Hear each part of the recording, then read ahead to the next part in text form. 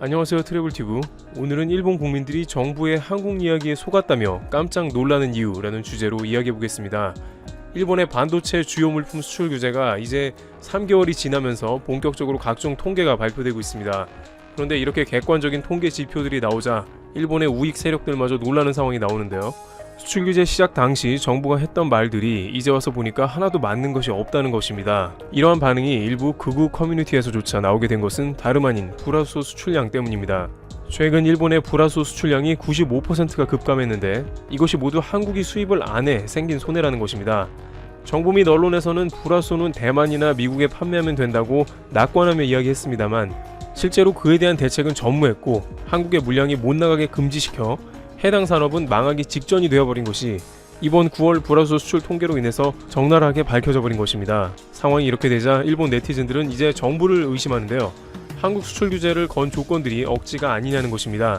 애초에 군사전용 물질로 한국이 북한 등에 미수출한다는 게 사실도 아닌 가짜뉴스로 시작된 제재라는 것이죠. 또 다른 네티즌은 경산성 및 관련 언론이 일본제 불화소는 대체가 불가능하다고 했는데 정말인지 되묻기도 했고 저렇게 수출량이 줄어들었는데 한국에 결정적인 문제가 생겼다는 뉴스가 하나도 없다는 것도 이상하다는 것입니다. 이렇게 일본 네티즌들이 불화소 수출 통계가 완전히 꺾여버린 걸 보고서야 깨닫는 이유에 대해서는 지금까지 스미토모 화학 혹은 도쿄호카 공업 등 불화소 업체가 큰 위기 앞에 있다는 관련 뉴스가 거의 없었던 것도 한 이유입니다. 일본 내부에서는 그저 낙관론만 펴며 혐한 몰이 및 수출 규제를 더 강화해야 한다는 목소리만 나온 것입니다. 그런데 이제 좀 더 무게감 있는 의견도 나오고 있습니다. 불매운동이 중심인 유니클로 회장의 발언도 있었는데요. 유니클로 회장은 이례적으로 아베 내각에 대한 비판을 매우 강한 어조로 인터뷰한 것입니다. 니케이 비즈에 따르면 유니클로 회장인 야나이 다다시는 이대로 가면 일본은 망한다며 일침을 가했습니다. 아베 총리 주변엔 예스맨 뿐이라며 누구 하나 나서서 다른 의견을 말하는 사람이 없다며 비판한 것입니다. 아베노믹스도 사실상 실패했으며 나라 돈을 찍어내어 주가를 올린 것은 어려운 일이 아니라고 꼬집었습니다. 한국에서 유니클로가 엉망이 되었고 불매운동에 대해서는 일본과 같이 대응하면 한국이 그러는 게 이해가 간다는 논조로 결국 정부의 대응이 한국의 반의를 불렀다고 현재 상황에 대해서 매우 부정적으로 봤습니다. 스스로를 자민당의 팬이라고 하며 우익을 지원하는 기업의 회장이기도 합니다만 그 정도로 현재 일본 정부는 모순된 행보가 대부분이며 그것이 나라와 기업에 거의 도움이 되지 않는다는 강경한 발언으로 해석되고 있습니다. 하지만 이러는 와중에도 또 다른 악수를 정부에서 두고 있는 게 아니냐는 지적이 이어지고 있습니다. 한국 여행객 대체제로 중국, 대만, 그리고 미국, 유럽 등 다른 나라의 많은 관광객에 대대적인 홍보를 하자는 것이죠. 게다가 한국인은 여행 와서 돈도 적게 쓴다며 충분히 극복할 수 있다는 식의 언급도 동시에 하고 있습니다. 그러나 사실상 대부분의 지방 소도시들은 한국의 저가 항공 노선이 메우고 있었기 때문에 회복이 쉽지 않습니다. 이 역시 단순히 현재의 여행 감소에 대한 비난을 모면하자는 일본 정부의 미봉책을 보여주는 것이죠. 이와 같이 일본 내부적으로 현재 과연 한국 수출 규제를 해서 일본 피해만 극심해지고 남는 게 무엇이냐는 자문이 이어지며 그에 대한 반작용으로 아베 정권에 대한 비판이 늘고 있는 상황입니다. 앞으로 이런 여론에 따라 총리 관저 및 경산성의 예상과는 전혀 다르게 흘러간 한국 제재가 풀리게 될지 주목되고 있습니다. 외국에서는 한국 군인에 대해서 특별히 열광한다고 전해지고 있습니다. 막상 한국에서는 잘 인식하지 못하지만 한국 군인의 개개인 모습은 해외에서 보기에 굉장한 존재로 여겨지기도 합니다. 우선 최근 손흥민의 모습이 공개되자 영국 언론들이 뜨겁게 반응했습니다. 방탄모를 쓰고 사격 훈련에 나선 손세이셔널. 지난달 20일 제주도 모슬포에 위치한 해병 제9여단 훈련소에 입소해 기초 군사훈련을 시작한 손흥민이 마지막 3주차에 진행 중인 사격 훈련을 마치고 부대로 복귀하는 모습이 6일 포착되었습니다. 사격 훈련을 끝낸 손흥민은 동료들과 함께 대정들판의 올레길을 따라 걸어서 부대로 이동했습니다. 손흥민은 방탄모의 군복을 입고 오른쪽 어깨에는 소총을 메고 있었던 것입니다. 손흥민의 군복 입은 모습이 처음 공개되자 영국 언론들도 앞다퉈 손흥민의 소식을 전했습니다. 영국 일간지 가디언은 7일 인스타그램 계정에 손흥민의 사진을 소개하면서 방탄모를 쓴 손흥민이 사격 훈련을 끝내고 훈련소로 돌아가고 있다. 손흥민은 전세계 확산 사태로 프리미어 리그가 중단되면서 병역 의무를 수행하고 있다고 전했습니다. 데일리메일, 더선, 미러 등 영국 대중지들도 일제히 방탄모 쓰고 소총을 맨 손흥민의 모습을 다뤘습니다.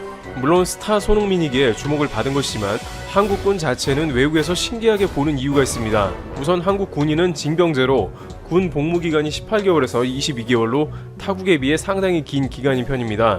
또한 한국의 군인들은 오랜 기간 동안 군부대에서 기본적인 사격 훈련 등을 충분히 소화해냅니다. 예를 들어 K1, K2, M16과 같은 소총을 거리에 따라 조준해서 맞추는 사격 훈련을 소화하고 있는데, 외국에서는 250m 표적도 한국에서는 스코프 없이 맞춘다며 모두 스나이퍼와 같다고 표현하기도 합니다. 한국에서는 현역으로 간 남성은 누구나 하는 일이고 반복된 훈련에 나중엔 특등사수가 되는 이들도 생기지만, 외국에서 일반인들은 한국의 수많은 남자들이 이러한 훈련을 받고 있다는 것이 그저 놀랍다는 것입니다. 심지어 주특기에 따라 포를 다루는 야포, 전차에 탑승하는 기갑, 그리고 보병까지 다 배치되어 있으니 네티즌들은 서울 한복판에서 남자들 아무나 모아놓으면 30분 내로 어지간한 군부대가 완성된다고 할 정도입니다. 군기가 빠져서 훈련을 제대로 받지 않는 예비군들조차 막상 조교들이 일과를 빨리 끝내면 보내준다고 도발하자 주특기자들이 연병장에 24인용 텐트 및 지뢰지대 구축 등을 현역보다 1시간 먼저 끝내 집에 갔다는 일화는 매우 흔합니다. 이렇게 한국에서 군 생활을 한 사람들은 자신들도 모르게 어떠한 특출한 능력을 갖고 있는 게 대부분입니다. 해외에서 거주하는 한국인들은 군대 이야기를 하면 외국인은 경외하는 눈빛으로 쳐다보곤 한다는 의견을 남겼습니다. 미국에서 국가를 지켜주는 군인에 대한 대접이 매우 훌륭한 것도 군인에 대한 인식이 매우 좋다는 것입니다. 또한 외국에서는 남북 대치 상황을 한국보다 심각하게 보는 것도 한국 군대를 두렵게 느끼는 점이라고 합니다. 실제 한국인들은 어느 정도 무감각해져 있으나 외국에서는 한국이 곧 전쟁 나는 게 아니냐는 의견이 상당히 많습니다. 특히 북한이 한두 번 미사일을 쏘고 하면 한국은 괜찮은데 외국 한인 커뮤니티에서는 한국 큰일 났다고 난리가 나죠. 그런 점 때문에 한국 여행을 꺼리는 사람들도 많으니 한국 군인이라고 하면 뭔가 대단해 보인다는 것입니다. 따라서 손흥민이 군대에서 사격 훈련 등을 했다는 것은 단순히 스타가 군 훈련을 받았다는 이상의 의미가 있는 것이죠. 국방의 의무를 마친 손흥민은 5월 8일 비공개로 해병대 훈련소에서 제대한다고 합니다. 대한민국 국민이 국방의 의무를 수행하는 것과 한국의 군대가 외국에서 큰 관심을 받고 있습니다.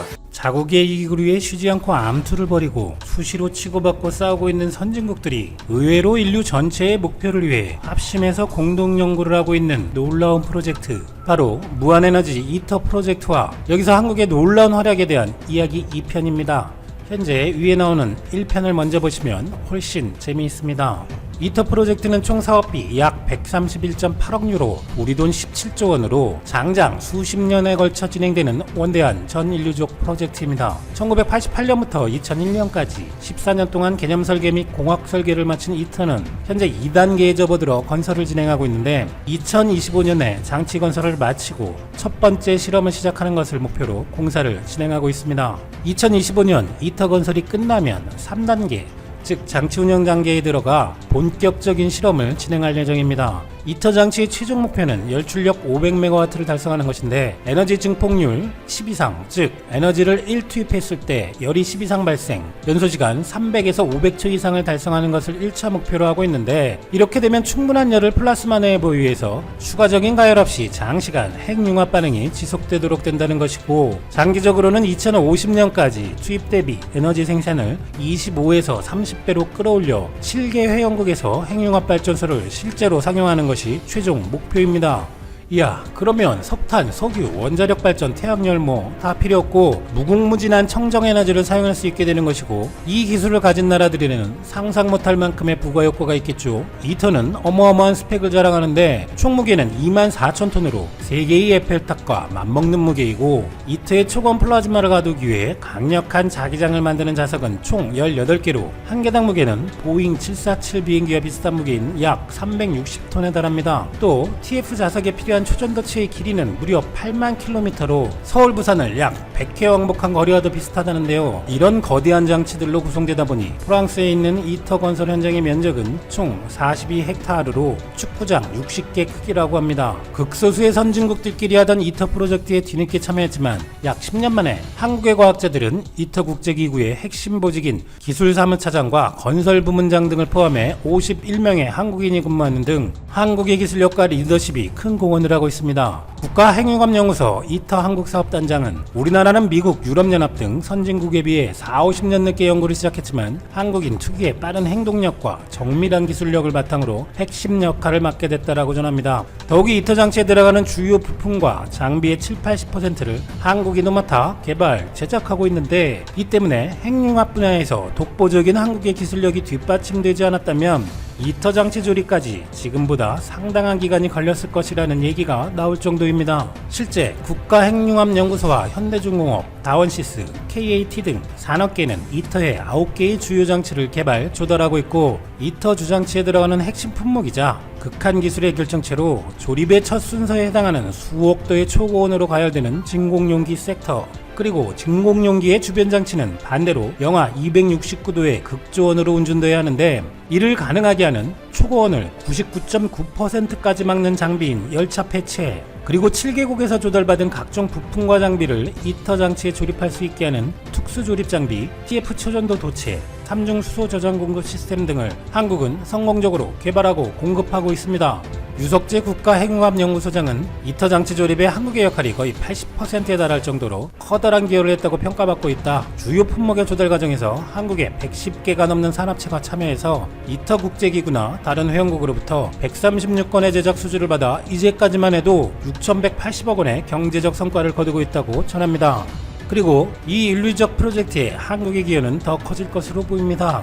바로 한국형 인공태양 K-스타가 섭씨 1억도 플라즈마 상태로 8초간 운전에 성공하며 세계 최장 기록에 성공한 것입니다. 섭씨 1억도는 태양 중심 온도 1,500만 도의 7배에 달하는 어마어마한 온도인데 이 상태의 플라즈마를 8초 동안 운전한 것은 K-스타가 처음입니다. 1편에서 알아보았듯이 핵융합 반응을 구현하려면 핵융합 장치 내 플라즈마 온도를 초고온으로 오랫동안 안정적으로 유지하는 것이 중요한데 K-스타는 2018년 1억도의 초고온 플라즈마를 1.5초간 운전하는 데 성공한 데 이어 유지 시간을 5배 이상 늘린 것으로 한국이 또 한 번 세계를 놀라게 한 것이고, 전문가들은 국제 공동연구인 국제핵융합 실험로 이터에서 한국이 완전히 주도권을 가져오게 할 것이라는 전망을 하고 있습니다. 그런데 이런 핵융합 발전 장치의 하드웨어 핵심 기술뿐만 아니라 이 인공태양 장치의 에너지원인 중수소를 더 쉽게 분리할 수 있는 현상까지 한국 과학자들이 발견해냈습니다. 말하자면 자동차 기계구조, 엔진 기술에 기름 만드는 기술까지 공헌하게 된 것이라고나 할까요?